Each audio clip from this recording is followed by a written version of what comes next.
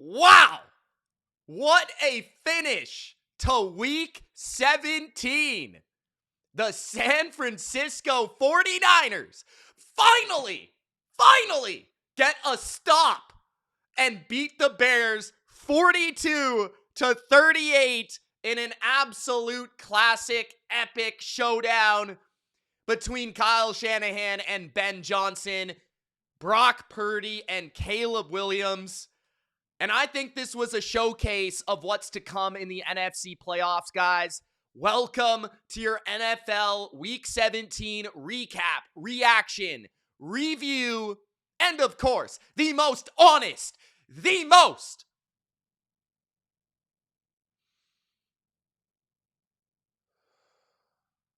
electrifying reaction to Week 17. Now, I'm not going to spend time sitting here and talking about what happened on Christmas. Okay? I'm not going to waste my time talking about the Cowboys against Josh Johnson. No, I'm sorry. If you're looking for that, escort your jabroni booty right out of this video. If you're looking for me to rant about Dan Campbell and the Detroit Lions and what I already told you was going to take place and happen, Dan Campbell was always a fraud. He always needed Ben Johnson. Jared Goff is a goof. And the Lions were going nowhere. We should have seen it coming. Brian Flores sent mid-blitz straight out of Madden 1,800 times, and the Lions had zero answers. That is the definition of terrible coaching. What, they have 6 turnovers? I'm sorry, Lions fans. I know I have many of you that support me on this channel, but you guys are in for a rude awakening. You might be at the bottom of this division for the foreseeable future. Luckily, you still got a lot of talent. You might be able to figure it out. I'm sorry. This was one of the most disappointing teams in football if the Kansas City Chiefs didn't exist. We watched those Kansas City Chiefs play the Denver Broncos, and we got Chris Jones, Christopher Stone Cold Jones, acting his behind off. Clearly, I need an investigation. I need one right now. Clearly, on purposely throwing the game and going offsides when the Broncos need it the most. I need an investigation right now. But what I learned from that game is nothing that I haven't already said. The Broncos are booty. I don't want to hear it. They're not a contender. They're a pretender. Bo Picks, whatever his name is, needs to throw the ball 45 times to get 200 yards. I'm sick of it. I'm done with it. And the Broncos have the most overrated defense I may have ever seen. So I'm not talking about Christmas. I'm starting off with the Chicago Bears and the San Francisco 49ers. Some real football. Some fire wagon football. The San Francisco 49ers, 42. The Chicago Bears, 38. The Niners win. They are 12-4. The Bears lose. They're 11-5. Need some water before I talk about this one.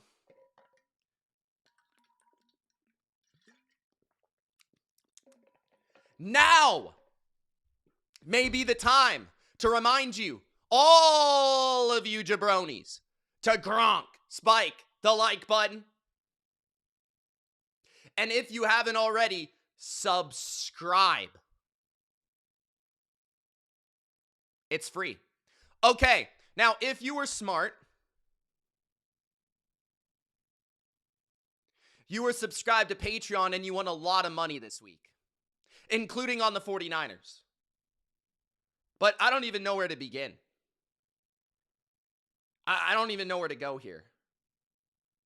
So let's start off. Where do I even go? I don't even know. I just want to say this. If you do not think that Kyle Shanahan is the best coach in the league, please escort yourself to the nearest doctor, maybe even go to the emergency. Go see a specialist. Make sure you get your eyes checked. Make sure you get your ears checked. Make sure you get a smell test. Make sure that everything upstairs is okay, that the blood is right, that it's coursing through your veins. Because if you do not think Kyle Shanahan is the best coach in the league, and quite frankly, we love Drake May, we love Matthew Stafford, but in my opinion, the MVP of the league is Kyle Shanahan.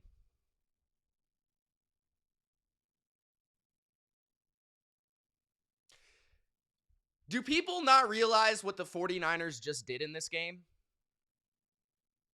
Yes, they were favored, but the mere fact that they were favored over a Chicago Bears team that is very, very likely already NFC North winners, very, very likely to be the number 2 seed in the NFC, at worst the 3 seed. Some would make an argument they're a top 3 seed or a top 3 team, period, in the NFC.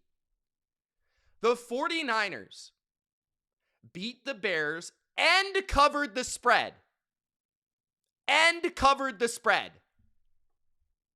Without not 1, not 2, not 3, but 4 Hall of Famers. Hall of Famers. First of all, put into perspective that there may not be another team in the NFL that has 4 Hall of Famers on the team. There might be a couple.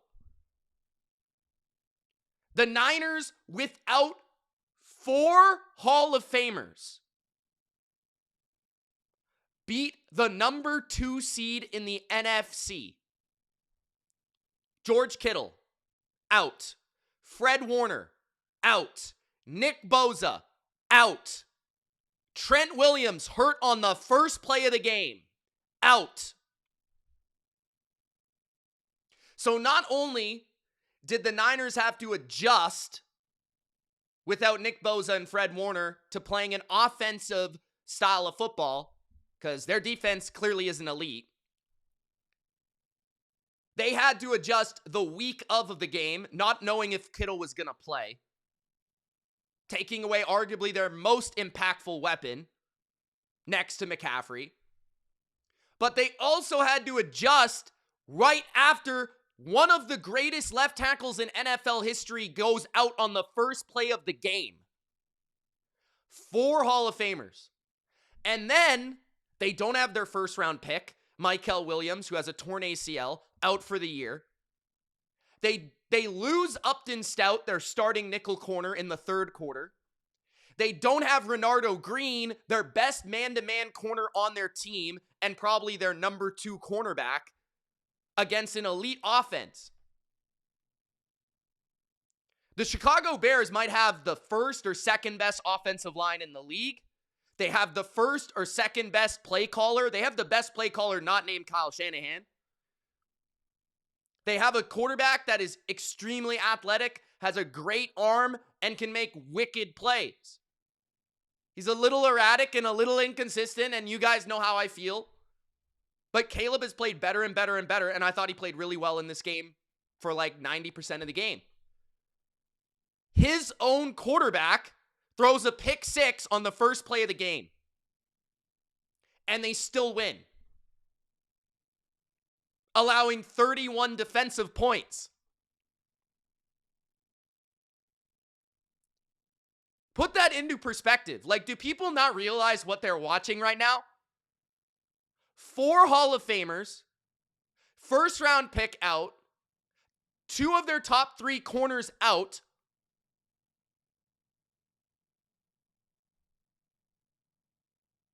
pick 6 on the first play, and the other team in a shootout gets the ball after the half. Do you know how hard that is to win that game? And yet, The 49ers score 42 points. 42 offensive points. With 32 first downs. 32! I don't know if anyone tracks first downs.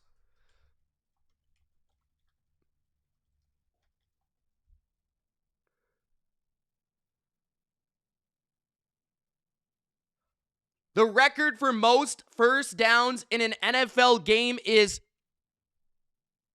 40 by the Saints in 2013. Do we know what it is for 2025? The most first downs in a game this year was the Chiefs with 33. So the 49ers, the Chiefs against the Colts, which went to overtime, by the way. This was the most first downs in a game by a team that didn't play in overtime. The next two are the Packers against Dallas, that went to overtime. Dallas against the Giants, that went to overtime. The most first downs in a game this year that didn't go to overtime. The San Francisco 49ers, 32 first downs. They were 7 for 10 on third down, 68 total plays ran, 496 yards, 7.3 yards per play. They ran for 200 yards, 5.9 per carry. They were 5 for 5 in the red zone, and that may have been the game. The Bears were 1 for 3. And the Bears didn't turn it over. And they still won the game. They had 33 minutes of possession. So Kyle Shanahan, to me, not only is he the coach of the year, this was really the coach of the year bowl, but he might be the MVP. But arguably the MVP of this game was Brock Purdy. 24 completions, 33 attempts, 303 passing yards, 9.2 yards per attempt, 3 touchdowns. He threw a pick 6 on the first play.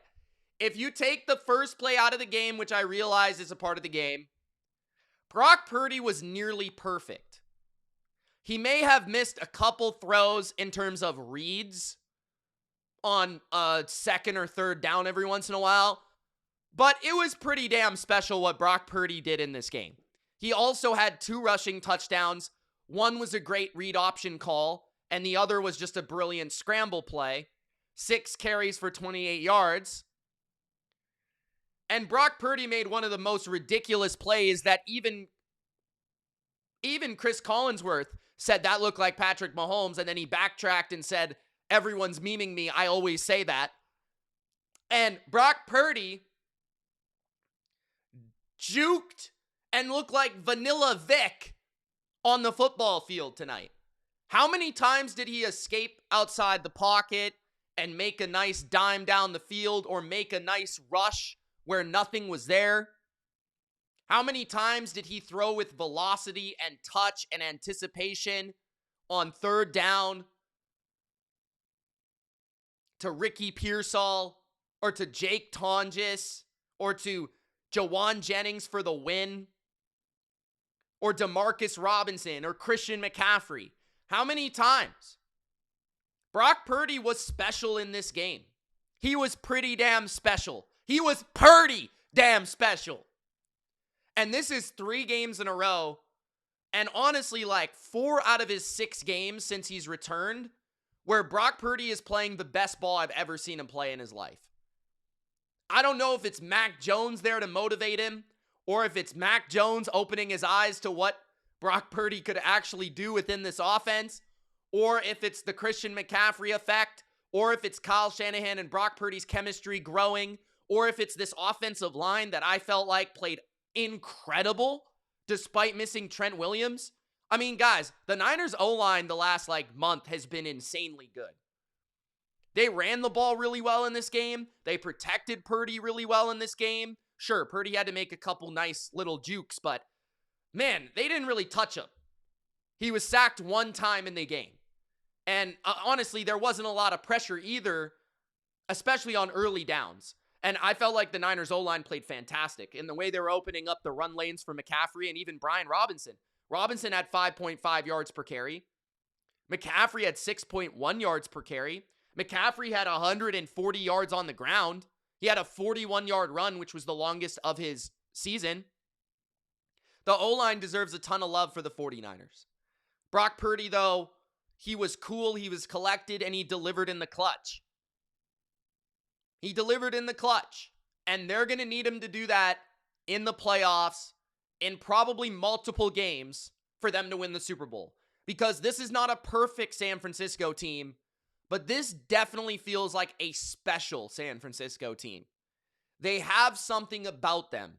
There's a glimmer in the eye. There's a hope. There's a faith.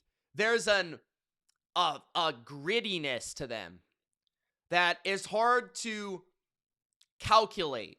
It's hard to understand, but I sense it.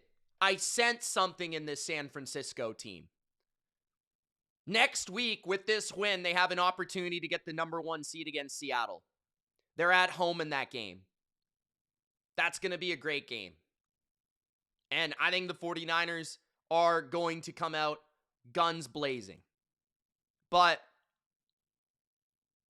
even their defense, I mean, they did not play well for large stretches of this game. Early in the game, they played pretty well. Honestly, if they don't throw the pick six, the game might have been over at halftime. If you really think about it, if the Niners are up 28-14 at half, the game's probably over. Like, if the Niners, and even if, let's just say they punt on their first series and they don't throw a pick six, it's 28-14 at halftime and the game's over. Honestly. So if you really think about it, San Francisco did deserve to win this game. The Bears had plenty of opportunities, but the Niners were always one step in front, one step ahead. And sure, the Bears outscored the Niners 10-7 in the fourth quarter, but a field goal on the second to last drive wasn't good enough. The Niners made a critical stop there. And then the last play of the game, the Bears kind of ran out of time, and the last play called, nothing was there, and I can't blame Caleb. Maybe he could have hit Swift quickly in the flat for an opportunity for a catch and run, but I don't think he would have made it. Other than that, there was nothing open. And Caleb, in those moments, he kind of trusts his ad-lib ability to find somebody open, but the Niners did an incredible job of not allowing him to escape the pocket. And that was a point of emphasis for Robert Saleh this week. And yeah, his unit wasn't perfect. I wish they were better. They created some pressure on a couple of third downs and a couple of blitzes on a couple of key occasions, but there wasn't a lot of pressure when they only sent 4. They were largely focused on keeping Caleb in the pocket, and that's where you get 17 incompletions out of Caleb Williams. He misses some every once in a while, and it felt like he should have thrown 1 or 2 interceptions. There was a couple balls that were tipped off the hands of receivers that could have went the other way.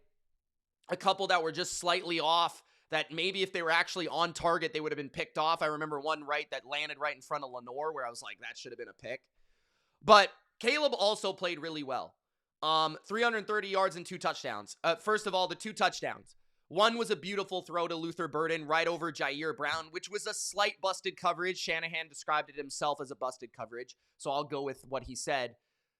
It was still a nice throw. And then the second one was taking advantage of a free play, although Shanahan also said that probably should have been called dead, which he's probably right, because I think if the offensive line starts blocking on that play, it should have been called dead. But regardless, it was still a nice throw, and the Niners kind of screwed up by not rushing at all, and that kind of allowed Caleb enough time to set his feet and throw a rocket. And he made a number of nice throws in this game on third down. Actually, I was impressed by how he read the field. When the Niners did send 4 or even blitzed him, he actually handled it really well. When they sent a corner off the edge or a slot corner, he hit the check down correctly. He went to his first read. There was a number of times where he hit Cole Kmet or Colston Loveland, like right in that slot area against zone coverage where it was vacated, where he just simply hit the back for like 5 or 6 yards to keep the chains moving or to get the drive going. He rolled to the left a few times and made some nice passes. I thought this was a very mature game from Caleb Williams. Some of the plays where I felt like the ball was in jeopardy, it was mostly due to his inaccuracy more than it was due to his decision making, which is a good sign, right? He threw the ball away when he needed to. Like, this was one of the best games I've seen him play. I really feel like it. And I think this Niners defense is not great, but they're also very feisty. And they don't really, I don't think they're bad. I just think they don't have a lot of talent, but I think they're well coached and they kind of make you earn it. And in big situations this year, when you really think about it, San Francisco's defense has really rarely let them down in the last minute of a game or the last 2 minutes of the game. Like, you think back to that Thursday night game against the Rams, like, they've kind of been doing this all year. The Bears have had 6 or 7 fourth quarter comebacks, and the Niners were able to stand tall and make that stop on that down at the end and force Caleb to roll to the left, and nothing was there. And then they also got that stop despite Bethune, a back-breaking penalty, being a Bethune, being a backbreaker right there. You would think unnecessary roughness on, I think it would have been like 3rd and long, and he takes an unnecessary roughness for 15 yards, automatic first down. You see Shanahan rolling his eyes. Like, that's a backbreaker for a lot of teams. That's a touchdown a lot of the time against a bad defense, and yet the Niners still stand tall in the red zone. So 2 critical red zone stops at the end is why they won this game, because they were able to make those stops and overcome the pick 6 early in the game.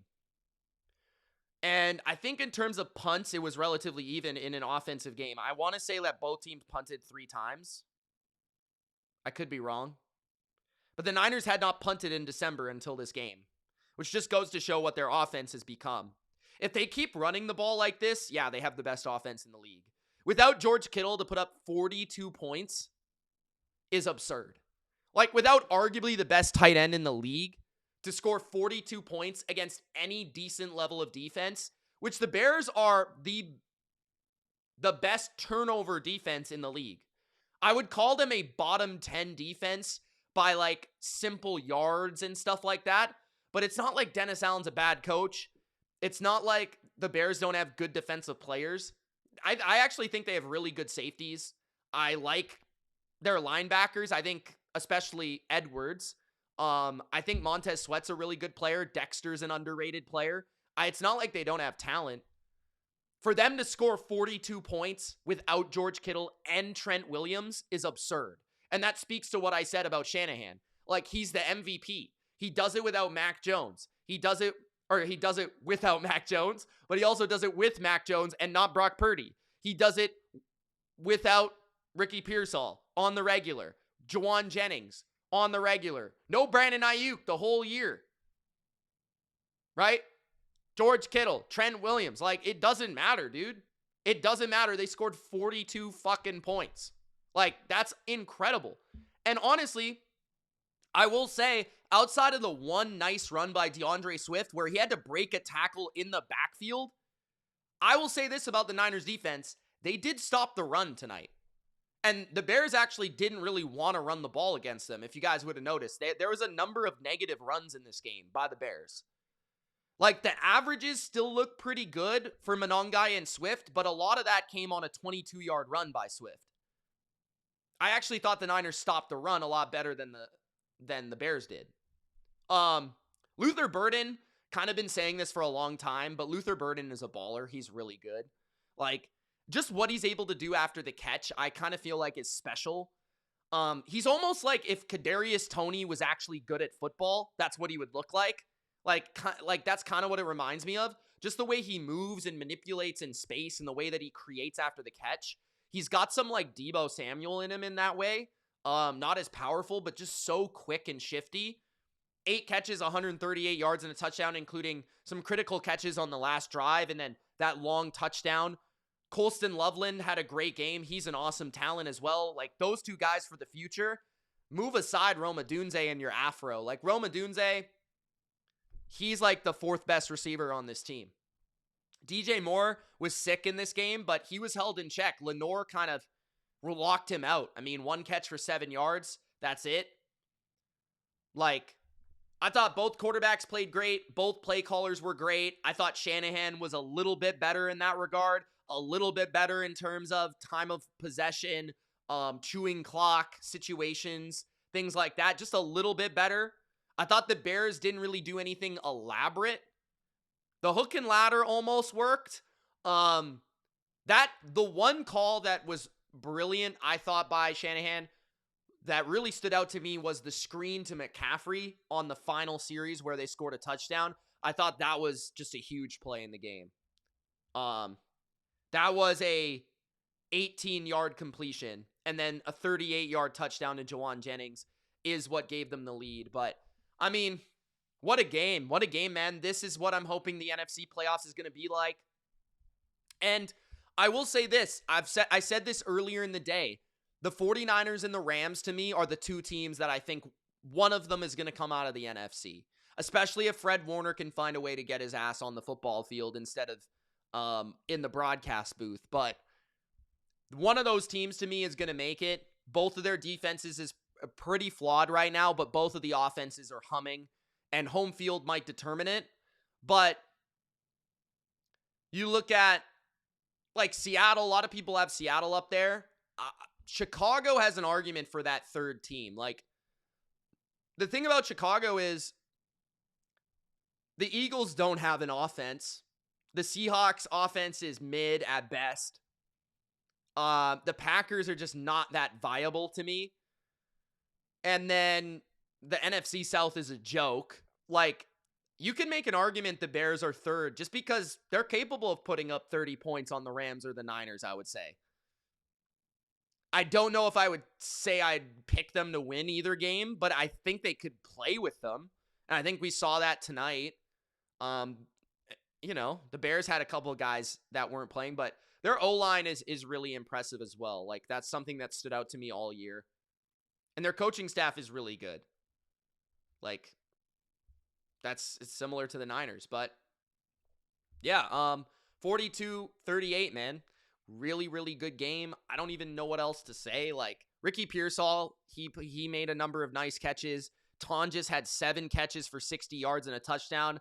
Like, how great is that you can have a guy? George Kittle is out, and this is something that the Niners haven't had in the George Kittle era. I don't remember a tight end in the George Kittle era that could step in for George Kittle and catch 7 passes for 60 yards.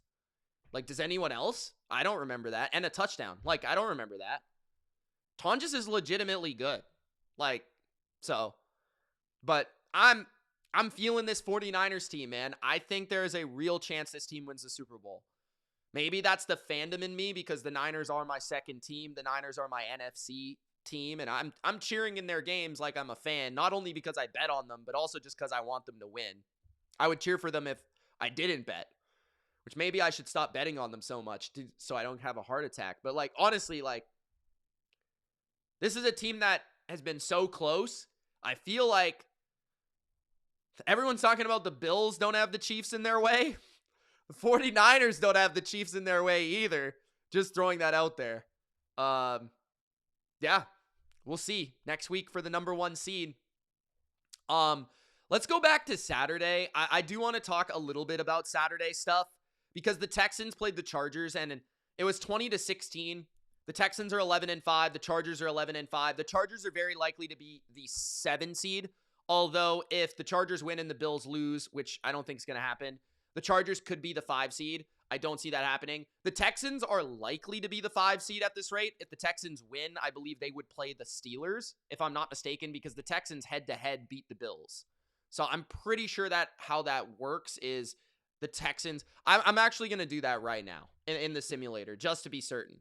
But I'm pretty sure that's how it would work. But the Texans won 20-16 over the Chargers. Gronk spiked the like button, guys, if you haven't already. Subscribe if you haven't already. So the playoff machine for week 18. So let's just say the Bills win and the Texans win. The Texans are the 5 seed. The Bills are the 6 seed going to Jacksonville. And if the Chargers win, they're actually the 6 seed and the Bills are the 7 seed.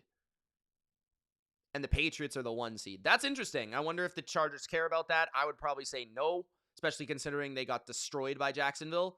So I'm probably thinking it will be Patriots, Chargers, Jags, Bills, Steelers, Texans. More on that in a little bit. Or it could be Ravens, Texans, either way.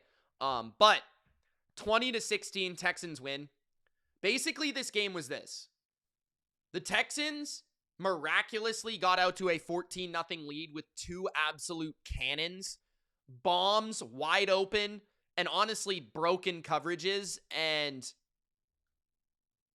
that was the game. As soon as the Texans went up 14-0, you kind of wondered if the Chargers were going to be able to score enough points to come back in this game. That being said, the Chargers could have easily won this game on the back of a heroic effort by Justin Herbert, which wasn't quite good enough. And a lot of the fans of Herbert were kind of like, honestly, overblowing how good he was in this game. I thought that he was good, and he nearly was good enough to beat the best defense in football despite having to play from behind. But not quite good enough. His team did let him down. Obviously, this has nothing to do with Herbert. I'm not trying to say like Herbert was bad. I'm not trying to say Herbert lost in the game. That's not what I'm trying to say. What I'm trying to say is he was really good in this game, despite getting sacked 5 times, despite being under a ton of pressure, despite only having 1 touchdown, 1 interception. He was really good in this game.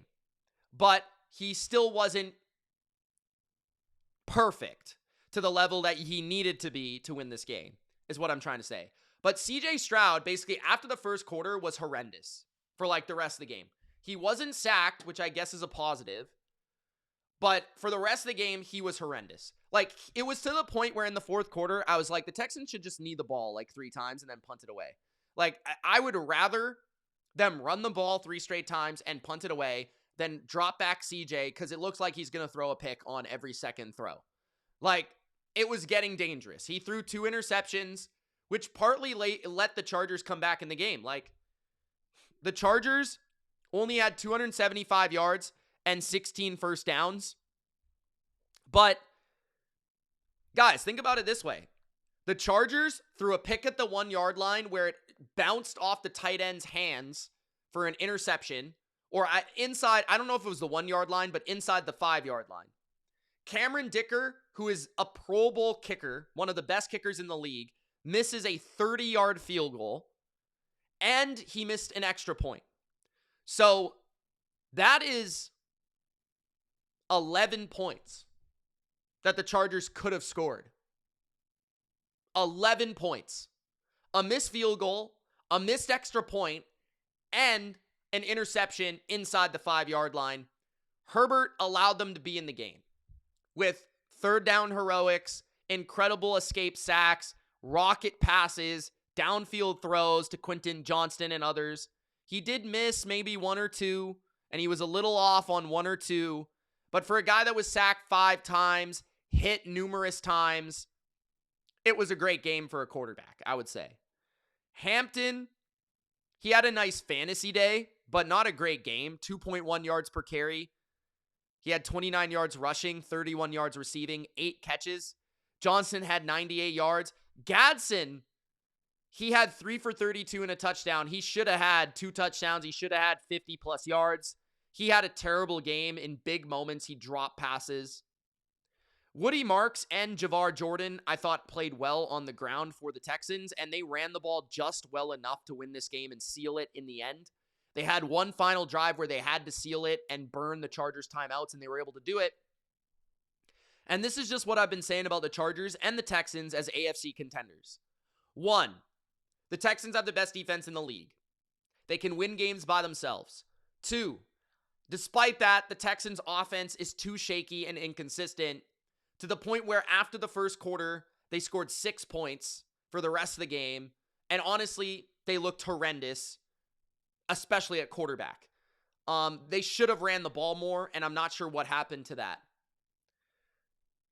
I think that the offense for the Texans isn't good enough to win them 3 straight games in the playoffs.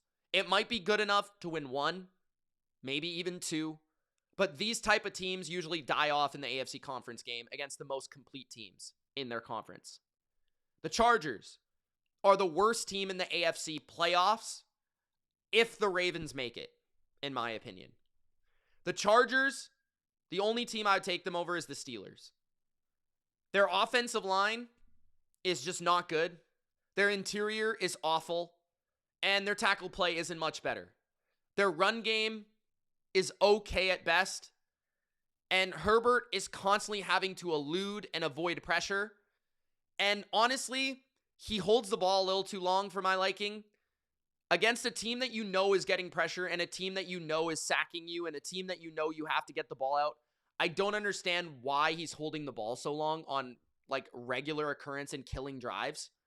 I don't get it. 2, the Chargers' run defense is not fantastic. Their pass defense is really good. And in this game, if they are a little shaky at all and they get behind, they're in trouble. Because they're not a team that can play from behind. Because of their offensive line and because of their defense and how it's situated, they need to play from in front. The Chargers fans have been saying, oh, we would love to play the Patriots because we don't think their pass rush is good, and that's why we would like to play them. Like, good luck. Chargers in New England in the cold in the playoffs. I've seen those two logos face off in the playoffs before. I know how that goes. But I feel like the Chargers just aren't good enough at the line of scrimmage on either side of the ball to win a playoff game this year. So that's kind of the story between those two teams. Chargers very well could have won that game, though. The other Saturday game was the Packers and the Ravens, which I provided a full recap on Bleacher Report for that game. So I'm not really going to go super in depth. But wow, that was a pretty big shocker. 41-24, the Ravens win. I like the over. I bet the over. It was only 38.5. The over hit by halftime. 2 quarterbacks that I think are underrated in Snoop Huntley, who was 16 for 20, 107 and a touchdown.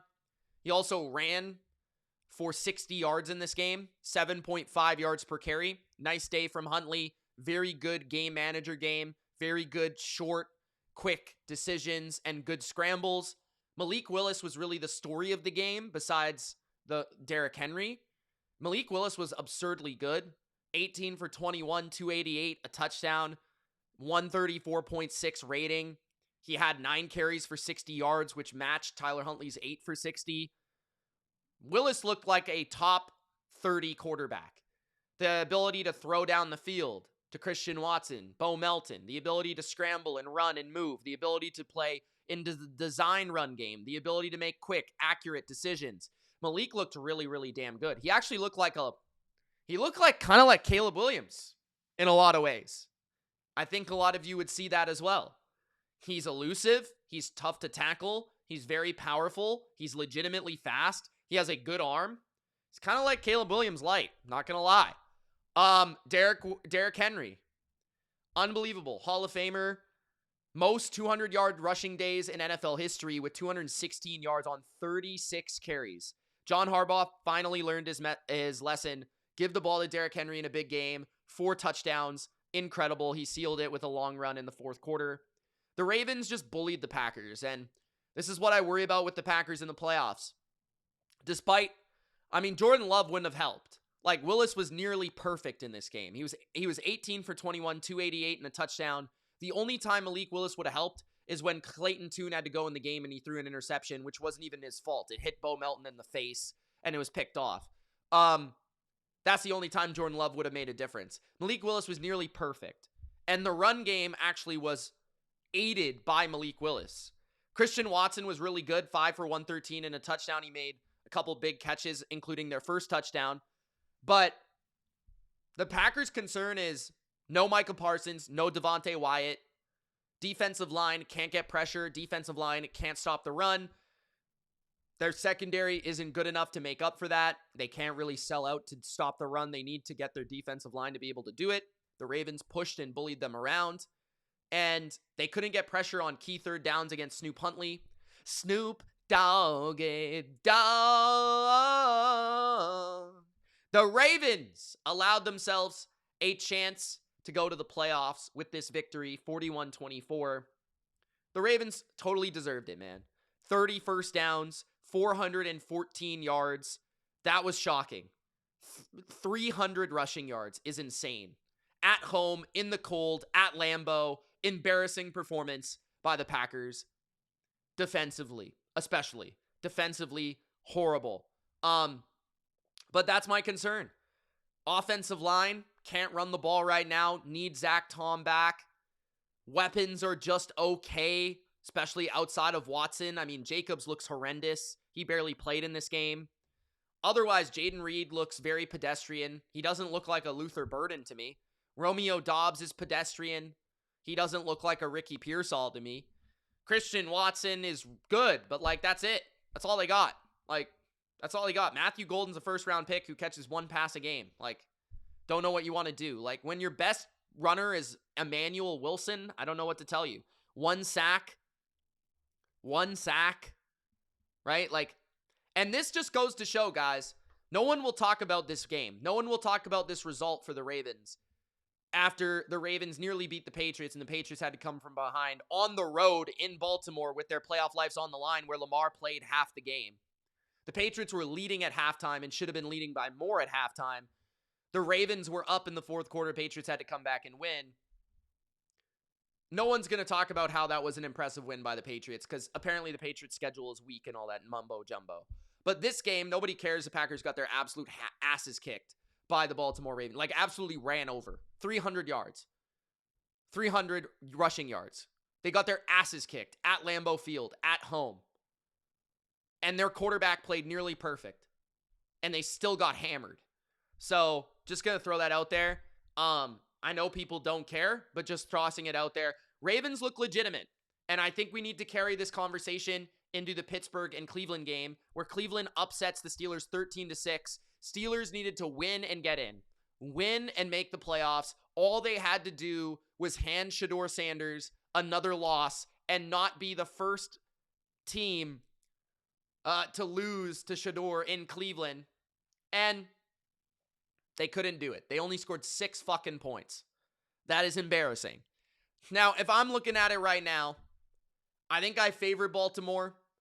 The game is in Pittsburgh, from my understanding off the top of my head. I'm pretty sure it's in Pittsburgh. I think it's actually going to be the Sunday night game from what I saw on the schedule, which I think is a little disappointing. I think that it should be Niners Seahawks, but at least they're giving Niners Seahawks Saturday night treatment, which I think is fair. It also does help the loser of the game.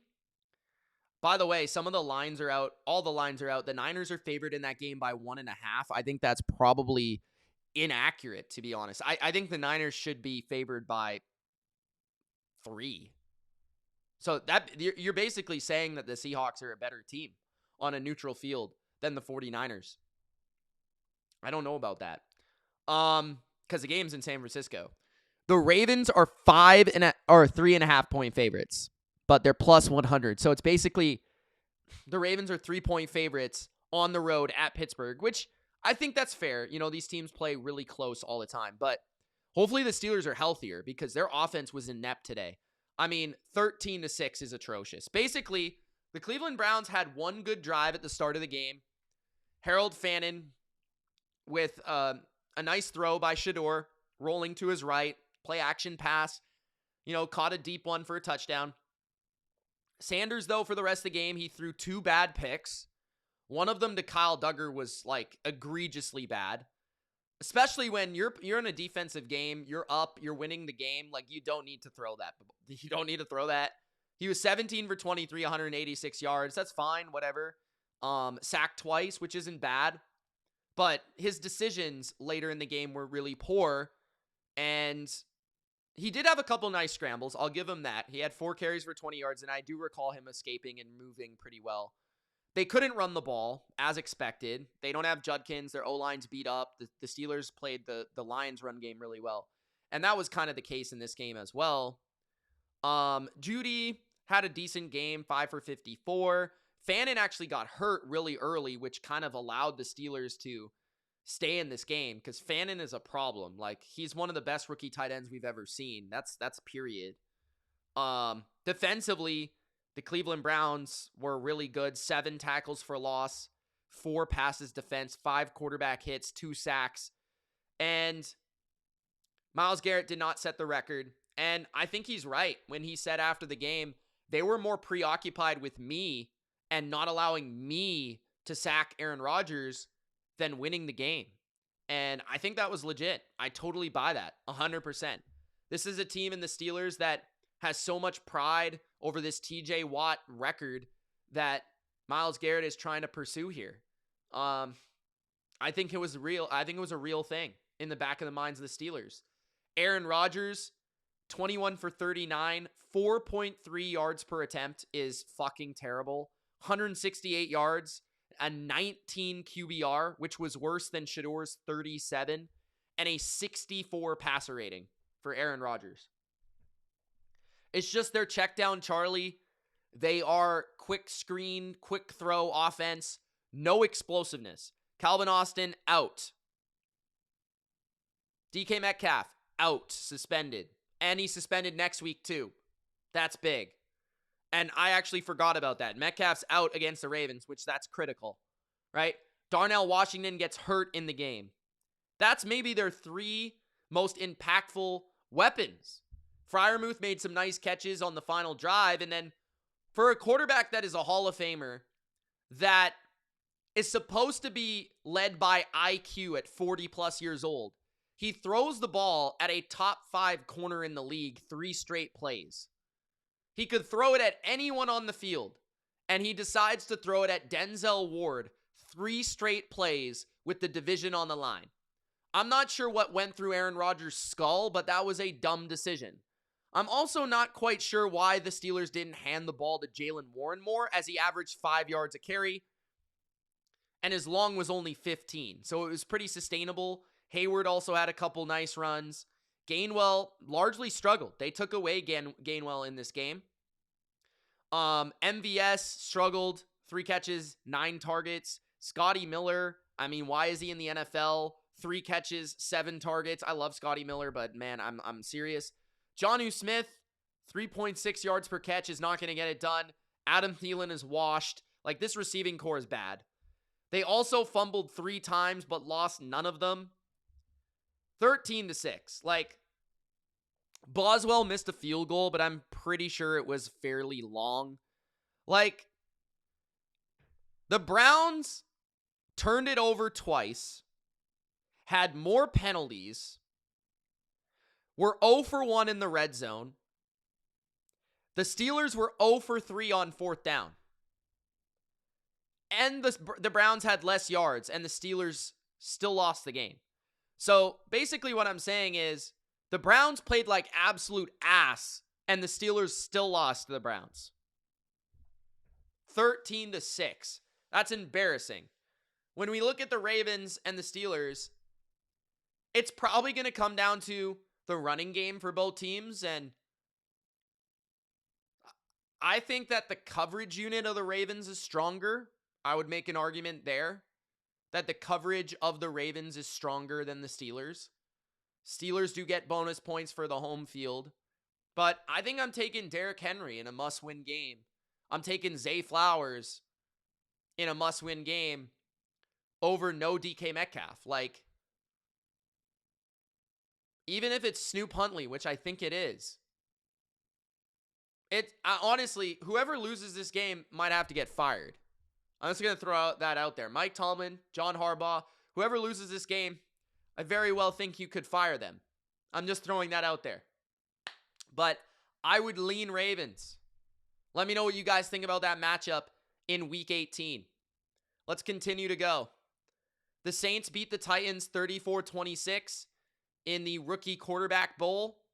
I don't have a lot to say here. It's not very meaningful, other than the fact that Tyler Shuck had another great game. I mean, I've said it for like 5 weeks in a row. They're 6-10. I think the Saints are the best team in their division. They beat the Panthers twice. They beat the Bucs lately. Did they beat the Falcons? I'm not sure, but I think the Saints are the best team in the NFC South. I think the Tennessee Titans are playing substantially better, and the Titans look like they were going to win this game. They were up 23-10 at halftime. or 20-10 at halftime. And then I think it might have been 23-10 at some point. But the Saints scored 24 points in the second half. Tyler Shuck was 22 for 27, 333 yards and 2 touchdowns with no picks, a 142 passer rating. He's playing great. He's one of the most accurate quarterbacks in the league. He's got a good arm. He's smart. He sees the field well. He layers throws well. He's athletic. He didn't run much in this game, but I love the pass to Olave on the design, the wheel route out of the slot. Yeah, he's just really good. Like, he's legitimate. He's their guy. And now they're going to be able to build around him. Like I've said in weeks previous, they're going to have to build up the secondary defensively, maybe get a beast pass rusher for the future. I think that they could build on the interior O-line later in the draft. I think they have their tackles. They've got a tight end. They've got, I think, at least usable running backs for the future. They've got a number 1 receiver. You could use a number 2, but honestly, the Saints are the best team in their division. Am I crazy to say that? That's kind of my takeaway from this game. 8 catches, 119 yards on 11 targets for Chris Olave, who had another good game. Juwan Johnson had 4 for 95. We've always known on the bottom line view that Juwan Johnson was good. It just took a little bit of time. Tony Pollard, shout out to him, had another good game. Cam Ward, statistically, didn't have a bad game, but he was 21 for 40. So a lot of incompletions, right? 19 incompletions compared to Tyler Shuck had 5. He was also sacked 4 times. You know, I'm a little surprised by that compared to the Saints offensive line. On the other side, Chigakonko had a really nice touchdown in this game. DK caught off a play action crosser. Cam Ward also fumbled the ball as well. But yeah, Chase Young also had a huge play in this game, which kind of sparked the Saints. I think it might have been their first touchdown or their second. Was it their first or second touchdown? Hold on. First touchdown. Yeah, Chase Young had a 33-yard fumble recovery for a touchdown. Chase Young's been really good. I've also said that for a few weeks now. He's been legitimate. That was a good signing by them. So, the Saints are the best team in the NFC South. Tyler Shuck's the best QB in this class. The Saints have their guy. The Titans, still, we don't know yet. But I think the Titans are playing better. I do. Now, staying in the AFC South, the Jags barely beat the Colts 23-17. They trailed for most of the game until the fourth quarter. That is a little deceiving, as Jacksonville, I thought, was the better team. They did have 166 more yards. They had 5 more first downs, and they were 50% on third down. They did make a couple bad decisions. I felt like to go for it at the wrong times rather than kick field goals. They also had 2 turnovers, and basically the Colts stayed in the game because of their red zone defense, which has been kind of normal for the Colts. The only week where they haven't played phenomenal red zone defense was against the 49ers last week, where the Niners would get to the red zone, but they would score every single time, which is kind of the Colts bend but don't break philosophy. But when you break it, you allow 40 points. But that being said, Jacksonville 23, Colts 17. And this was kind of an expected close game. Like, I'm not really going to look at Jacksonville any differently. I will say that I don't think their secondary without Jordan Lewis is very good. Lewis is out for the year, and I did feel like early in this game, Phillip Rivers made some nice throws and kind of took advantage of that, although the numbers don't really show that in the end. Rivers, he looked a little old in this game, but he wasn't terrible, I would say. He's very, very, very limited. The Jags did their part in stopping Jonathan Taylor, 3.3 yards per carry. He had 70 yards and a touchdown. Trevor Lawrence, 23 for 37, 263. He threw a pick and no touchdowns for the first time in a while, and he had a 72 passer rating. Lawrence I didn't think he was bad in this game. I don't remember the interception. don't remember the interception, so I can't really tell you what happened on that play. If anyone knows in the comments, I'm trying to remember. I can't remember what happened on that play. But they ran the ball with ETN fairly well. And again, their weapons are really good. Like Parker Washington is a dog. Again, I said last week, I don't know if it's because he wears number 11, but Parker Washington reminds me of Julian Edelman. Like that's a very, very, very, if you know me, that's a very, very, very, very, very high compliment. I actually really liked Parker Washington coming out of college as well. I definitely thought he was better than a 7th round pick, but he's been a brilliant pick for them, and he's been beautiful in this offense. He's actually a lot like Chris Godwin, who Liam Cohen had last year. There are some similarities there. They're both from Penn State, actually. Brenton Strange, 3 catches, 54 yards. He also he kind of catches my eye every time, but not super involved, but had a couple big catches. Brian Thomas and Jacoby were relatively quiet, statistically speaking. Warren had 5 for 43. Downs has been consistently impressive. He only had 2 catches in this game, but it feels like every catch he has is a highlight. Mo Alley Cox had a nice touchdown catch in the back of the end zone. But yeah, the Colts are, they had Sauce back in this game, but the Colts are just like, clearly they lost their quarterback.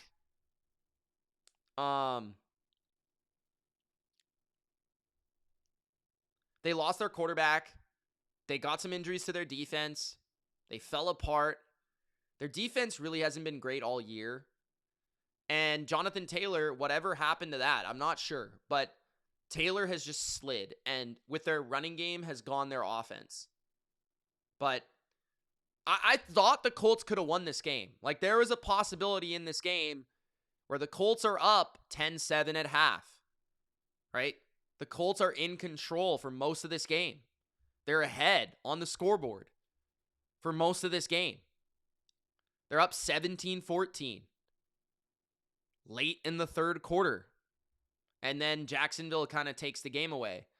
The Colts also had some bad turnovers in critical moments, which kind of lost them the game as well. Phillip Rivers nearly threw a pick 6. I don't remember if that was on 3rd or 4th down, but that was a bad play. So Jacksonville turned it over in the red zone. Jacksonville went for 4th downs when they probably shouldn't have, in my opinion. But then their defense kind of bailed them out. But overall, like, I'm not mad about this game from Jacksonville. Like, if I'm a Jacksonville fan, I'm not, like, worried that this is, like, a bad sign for the playoffs. I think that it's a little bit more of, like, we've come back down to earth. Like, we beat the Broncos. It was impressive. We lit them up. We're not quite as good as what we were that week. But at the same time, we're still a formidable team.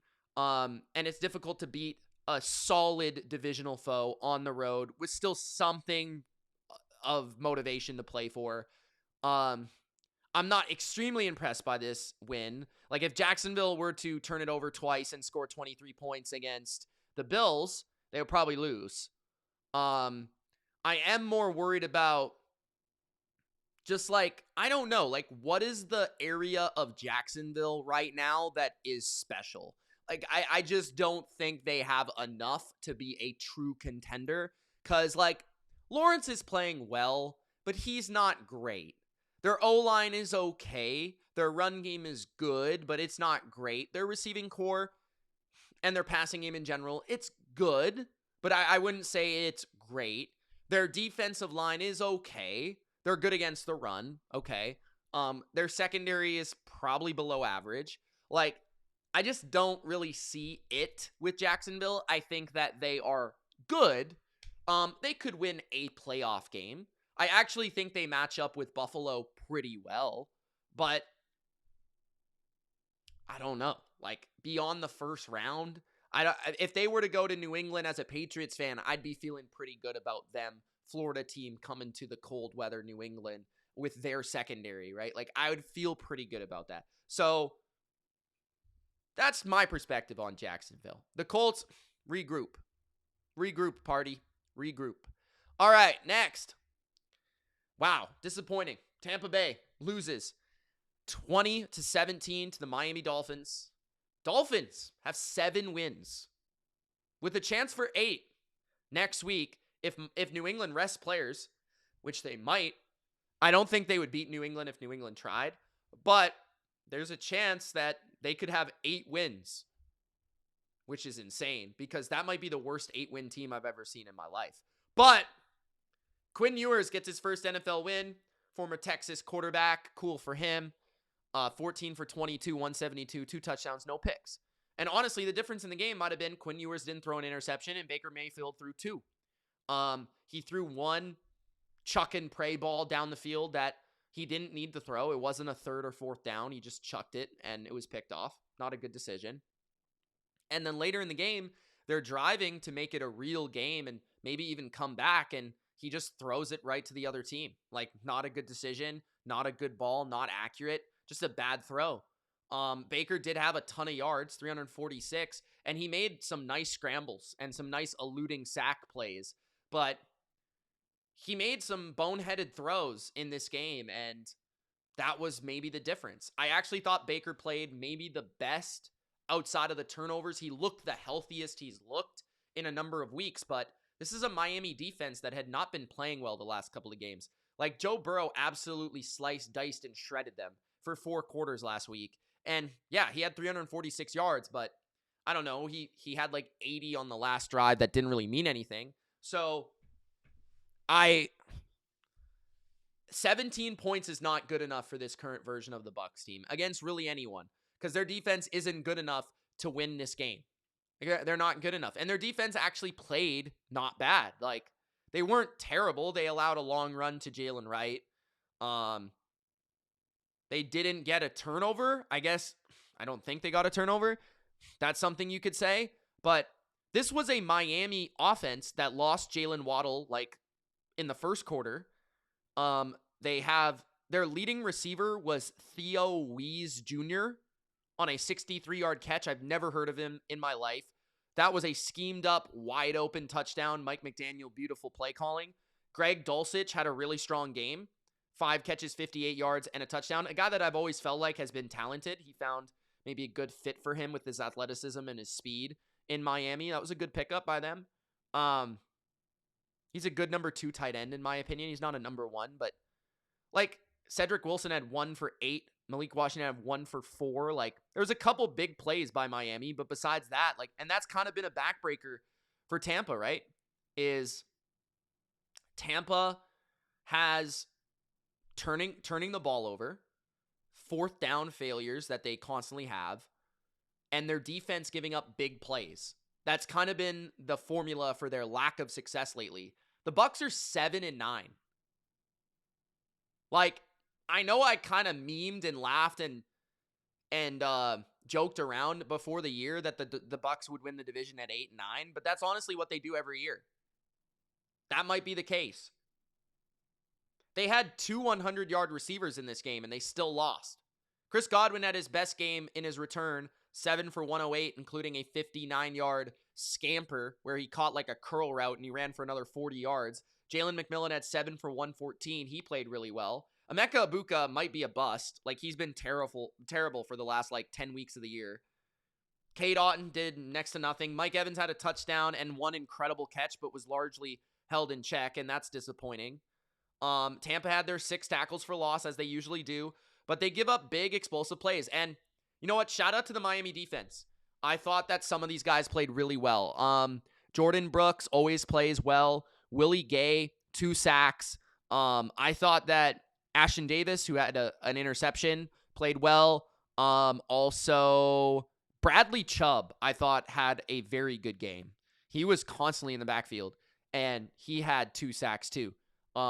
He forced the fumble on Baker Mayfield. So Baker had 3 turnovers in this game.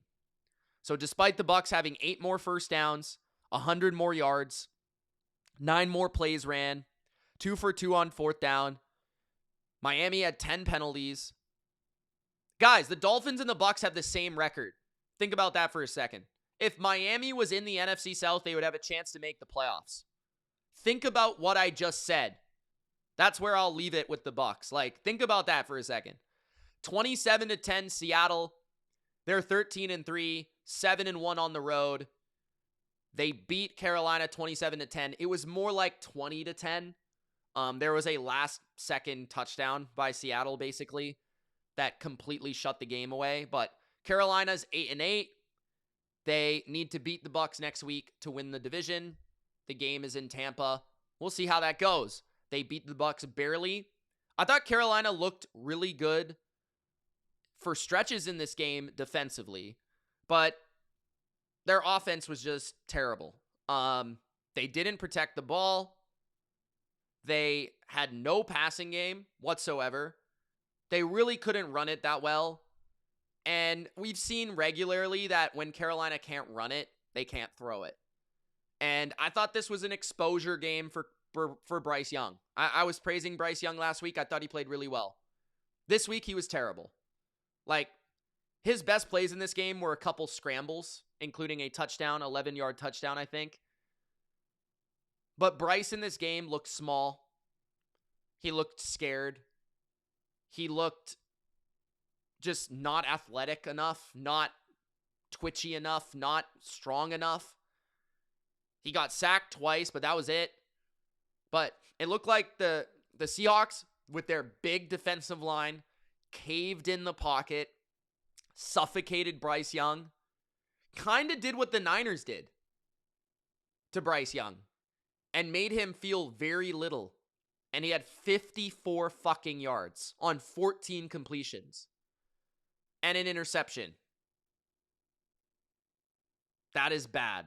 So the interception was a really nice play by Love, the safety of Seattle. He was playing the flat against Hubbard, and then Seattle was running this cover 3 beater down the sidelines with like a wheel route from McMillan, and he kind of saw it, and he tracked backwards and picked it off. It was a nice interception. But Bryce did literally nothing in this game. He was so bad. And their passing game was inept. McMillan was playing sick. He did nothing, including a 4th down where he was targeted. It was not a good throw by Bryce Young. Uncatchable. Jalen Coker maybe had the highlight of the game where he hurdled someone. That was literally the entire passing offense. They could not get a first down. Seattle, on the other hand, also was pretty terrible on offense. Sam Darnold was bad in this game. He was 18 for 27, 147 yards, 1 touchdown, 1 pick. He was sacked 3 times by a bad pass rush, and he had a 77 passer rating. Again, JSN had 9 of his 18 completions for 72 yards, but held mostly in check in terms of yards per completion. He only had 8 yards per catch. He had a couple nice ones down the field later in the game in the 4th quarter, but other than that, he didn't really do a lot. Actually, I thought A.J. Barner was pretty impressive. 3 for 43, including numerous after-the-catch opportunities and a touchdown. Shaheed got hurt. That hurt them. Kupp did nothing. Charbonnet had a nice game. 18 for 110 and 2 touchdowns on the ground. And they were able to run the ball pretty well against the Panthers. And he also had 2 catches for 12 yards. But Walker didn't do much. Darnold, again, like their drop back passing offense is just not it. When they don't throw the ball to JSN, their offense just isn't very good. They ran the ball pretty well with Charbonnet, but I don't think they're a very good running team. Like, if they try to beat the Niners by running the ball, they're going to lose. Period. Like, I don't think they'll be able to run for 100 yards with one of these running backs against the 49ers. The 49ers have a good run defense. Sam Darnold is going to have to throw back. He's going to have to drop back and throw. And I don't think he's going to be able to, like, he might get 20, 24. Is that going to be good enough against San Francisco? I don't know. Seattle has a damn good defense. I get it. They're probably the 3rd or 4th best defense in the league. They might even be 2nd on some days. I think they're 3rd or 4th. But the way the Niners are playing, I mean, we saw what the Rams did to Seattle. Like, I feel like you have to be able to throw the ball. And Sam Darnold is just, he makes a bad throw every game now. He's skittish in the pocket. He takes some sacks. He's not the most elusive. Like, if you were to ask me right now, the beginning of the year, this would have been ludicrous. But if you were to ask me who's better, Caleb or Sam, I'd say Caleb. Which is, considering where I've been at with Caleb at times, that's kind of crazy. Like Sam, if Bryce Young was not on the other side, what would we be saying? Guys, the Panthers were up in this game. The Panthers could have won this game. It was 3-3, and they had numerous opportunities. Seattle was driving. Seattle turned it over multiple times. They turned it over twice when the game was 3-3. They threw a pick in the end zone, and then 2 plays later, the Panthers fumbled the ball away. But you can't, like, the Panthers defense played well.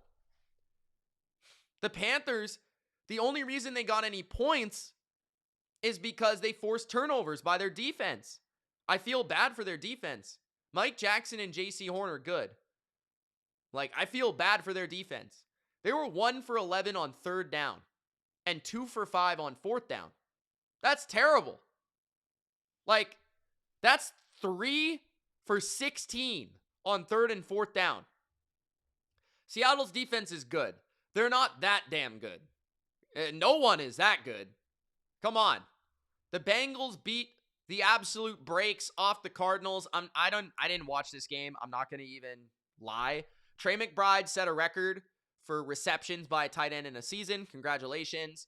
Jacoby Brissett loses yet another game as the starting quarterback of the Cardinals, yet they'll still complain about Kyler. The Cardinals once again ran for about 30 yards. They really couldn't score on the Bengals, which was surprising. And Joe Burrow had, again, 300 yards, 2 touchdowns, and 129 passer rating. Chase Brown also had another nice fantasy day, 22 for 101 and 2 touchdowns on the ground. Jamar Chase also scored 2 touchdowns for his own. T. Higgins had a really nice catch in this game. Michael Wilson had a really nice catch for a touchdown. Trey McBride had 10 catches for 76 yards. Bengals defense actually is the kind of the thing that stands out. Is they had 4 sacks. No Trey Hendrickson, no Osai. 4 sacks against the Cardinals. Are the Bengals the best team in their division? Question for you guys in the chat. Question for you guys in the comments. If the Bengals were in the playoffs, would they be a better team than the Ravens or the Steelers? Let me know in the comment section below. 34-10 for the Giants over the Raiders. A complete embarrassment of an effort by the Raiders, who on purposely lost this game to get the first overall pick. Nothing really has to be said. The Giants are all in on Jackson Dart. I wonder if they should be. He was fine in this game.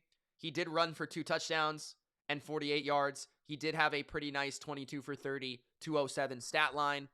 Geno Smith sucks. He threw 2 picks again. He was sacked 3 times. He's hit on every play. Ashton Genty did nothing. Michael Mayer actually played really well. 9 for 89 on 10 targets. Trey Tucker, I like him as a player, but he's a number 3, not a number 1. Wan'Dale Robinson, Durcan said, is he the most underrated receiver in the league? I would say no, but he's pretty damn good. He's like a perfect number 3, in my opinion, but like, he's one of those guys that if he's your 1, he can step up and be like a guy that catches 10, 11 catches in a game, like he does regularly for the Giants, but he more ideally is like your 3 or your 2 at best. Like 11 for 113 on 14 targets. He's just a target sponge. The Giants, I thought that Brian Burns, once again, is maybe been the second best defensive player in the league this year, other than Myles Garrett. He had 1.5 sacks. Deontay Banks had a kick return. That was cool. I had the Giants defense in fantasy. Abdul Carter had a couple really nice plays. He had 4 quarterback hits in this game, and he just looked really explosive. And yeah, embarrassing effort by the Raiders. Nothing else has to be said. And what else? I think we have one game left to cover that wasn't on Christmas. One final game. That is the Bills game, which we do have some stuff to talk about here. So, we actually haven't talked about the Patriots. I'll save the Patriots last. There's not a lot to talk about with the Patriots. For 13-12, the Eagles beat the Bills. So, I don't necessarily want to say that the Bills should have won this game, but they kind of should have won this game. I mean, when a team throws for like 0 yards in a half in an NFL game in the year 2025, no matter what the weather is like, you should probably lose. Like, Jalen Hurts has won 2 games this year. The Eagles have won 2 games this year where they were 0 for 7 and had 0 passing yards in an entire half of football. They did it against the Bucs and the Bills, both on the road, which is insane. The Eagles were up 13-0 at half, and I felt like they were the better team by halftime. Now, the Bills kind of found themselves behind because they made some critical mistakes.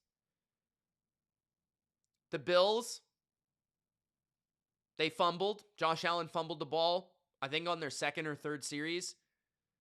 In field goal range at the very least, Josh Allen fumbled. That was big.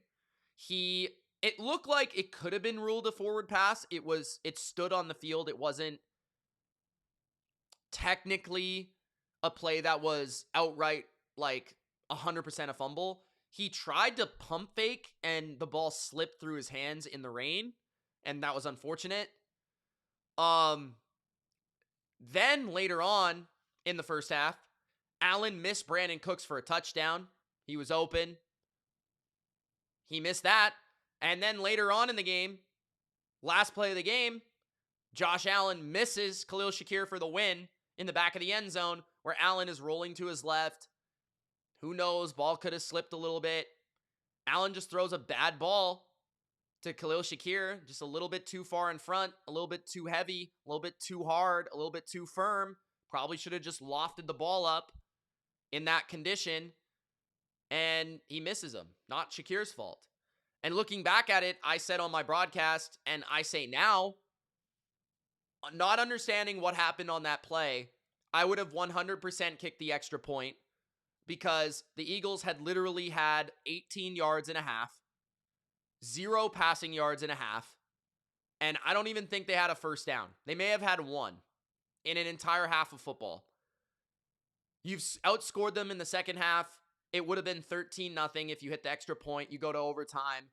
You take your chances. Now, the only reasoning behind why I thought the Bills went for it, there was 2 reasons. One, they really liked their play call on a 2-point attempt against this particular team. And it was a very good play call. And looking at it now, it should have been it should have been a 2-point. It should have been a touchdown. It should have been the win right there. But Allen, your best player, arguably the best quarterback in the league, missed the throw. And you can live with that. At the same time, the other reason could have been that the Bills didn't want to go to overtime for wear and tear and for the fact that, sure, the game mattered for the 5th seed, but did it really matter overall? Right? Did you want the injuries or the wear and tear that could have taken place in the rain, in the cold, in overtime against a physical Philly team? I understand going for 2 there. It's not like you're going to be eliminated from the playoffs. Now, the Bills could have won, simply put, based on the fact that they fumbled in the red zone and they got stopped on the 1-yard line on 4th and goal. Now, you got to give the Eagles credit for that stop, but the Bills drove down the field essentially 3 times in the second half and could have scored 3 second-half touchdowns to win this game, and they just weren't lucky enough to do it. But if they basically get 3 points on either of those drives, the 4th down at the 1-yard line or the fumble from Josh Allen, they win the game. They win the game 16-13 probably. So that's what it is. But the Eagles defense was impressive. Sticky in coverage, nothing that we haven't seen before. Their D-line, I thought, played the run about as well as you could against this Buffalo team. They held James Cook to 3.7 yards per carry. 74 yards on 20 carries is really impressive. Their pass rush was really good. They mostly did a great job of getting Josh Allen down and caging him in the pocket. They had 5 sacks, including 2 from Hunt. Jalen Carter had a dominant game, including a blocked extra point, and that's another thing I forgot about the Bills. There was a blocked extra point. What else? I thought everything else from the Eagles, I thought their first half passing game was solid. I thought Hurts actually had a good first half. But it's just the Eagles. You know, like the other team figures them out and they do shit all. And it usually happens at the beginning of the game or the end of the game. But at some point, the other team's going to figure the Eagles out. And the Bills did. McDermott did. He had some curveballs and it worked out. But it didn't work out for the win, but it worked out for shutting down the Eagles. Saquon was okay. 3.6 yards per carry, nothing special. 19 carries, 68 yards. Only a long of 16. The Bills' run defense was actually decent. It wasn't great, but it was okay. A.J. Brown had some nice catches, 5 for 68. Goddard scored a touchdown, but yeah, like the Bills, they outgained them. They outpossessed them. They had 9 more first downs. They had 100 more yards. They had almost 200 more yards. There was no penalties in this game. There was 11 more minutes of possession. Like, the Bills were the better team by the end of the game. That's why they should have taken it to overtime. They just decided not to, and they got a little unlucky. But if I'm a fan of either of these teams, I am concerned. That's the way I would look at it. Philly, their offense is just not good. It's inept. It's too inconsistent. They can't run the ball consistently. Jalen Hurts is not consistently good. The only thing I like about their offense is their playmakers. Like, occasionally, A.J. Brown will make a great play. Devontae Smith will make a great play. Dallas Goedert, or maybe even Saquon, will make some plays. Their quarterback is inconsistent. Their run game is inconsistent. Their play calling is inconsistent. And they just don't score points. Period. Buffalo, meanwhile, their defense played well in the second half. I thought they did show some pretty big cracks in the armor or some deficiencies in the first half. But they were able to make some adjustments. The Bills also had a lot of injuries in this game. Dalton Kincaid didn't play. Multiple defensive linemen didn't play. There were some big injuries for them, but still, like, the offense too. Like, if Brandon Cooks is your best receiver, which Brandon Cooks objectively was their best receiver, 4 catches, 101 yards, he should have had another catch that Allen missed. It should have been another 50 yards on top of it with a touchdown. Brandon Cooks was actually really good in this game. And maybe that's a positive for some Bills fans, but at the same time, he's 34-year-old Brandon Cooks, who you picked off of waivers. Tyrell Shavers was your second leading receiver on a miracle catch. Khalil Shakir is a gadget player. Ty Johnson is a running back. Like, this team desperately misses Dalton Kincaid, and they desperately miss Stephon Diggs, and they desperately miss a number 1 receiver. They just got boxed up for an entire half of the game, maybe even 3 quarters. So you could look at Brandon Cooks as being a great addition, but is Brandon Cooks going to be the answer? I love him. Is he going to be the answer for a playoff team, a Super Bowl team? The aspirations the Bills have? No. So that's 13-12 Eagles. Bills should have won. They didn't because they messed around and they found out. 42-10 Patriots. Let me know, Bills fans, Eagles fans, what you thought of that game and where you stand with your team. I am depressed on both of them. Patriots are 13-3, 8-0 on the road, undefeated on the road. I don't care if they go on the road in the playoffs. They'll be playing on the road in the Super Bowl. 42-10, New England. This was one of the most dominant games I've ever seen. Quite frankly, one of the best offensive games I've ever seen, and I watched the 2007 Patriots. I watched the 2016 Patriots. I watched the 2010, 2011, 2012 Patriots. I watched some pretty fucking good offenses. This was as good of an offensive game I've ever seen. And the New York Jets were as bad of a team as I've ever seen. They could not do anything. They could not throw the ball. They could not block. They could not stop the run. They could not stop the pass. They could not rush the quarterback. They could not coach. They could literally do nothing. Drake Maye was 19 for 21 for 256 yards, 5 touchdowns. He was sacked once for 1 yard. He threw no interceptions. He had a 99.8 QBR. It's out of 100, guys. And he had a 157 passer rating. It's out of 158.3. This was as close to a perfect game as you could get for a quarterback that wasn't a perfect game. Travion Henderson had 82 yards, 4.3 yards per carry.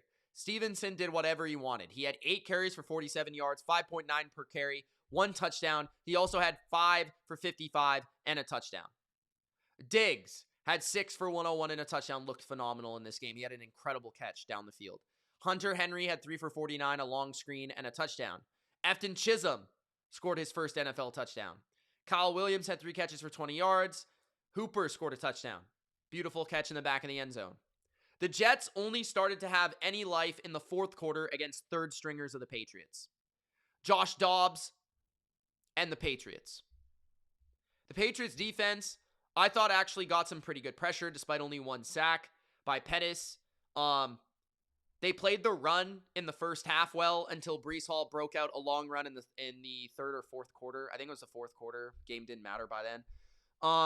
The Jets couldn't get a first down for about 4 series, it felt like. So this was the game, guys. Patriots, 7 plays, 61 yards, touchdown. Jets, 3 plays, 8 yards, punt. 7 plays, 85 yards, touchdown, 14-0. Jets, 3 plays, 4 yards, interception. Second quarter, Patriots, 7 plays, 66 yards, touchdown, 21-0. Jets, 9 plays, 49 yards, and a field goal, which came off of basically a decent kick return, a 19-yard run by Breece Hall, and that was basically it.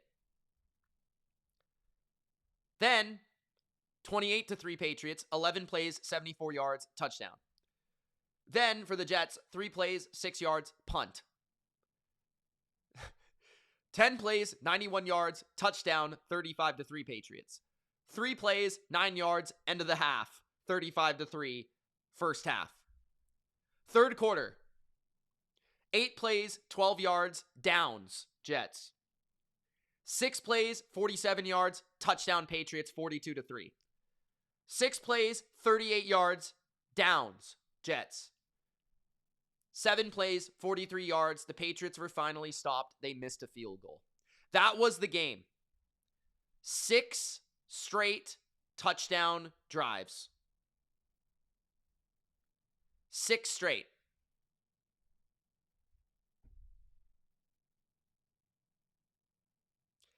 The Jets are one of the worst teams ever. The Patriots look incredible.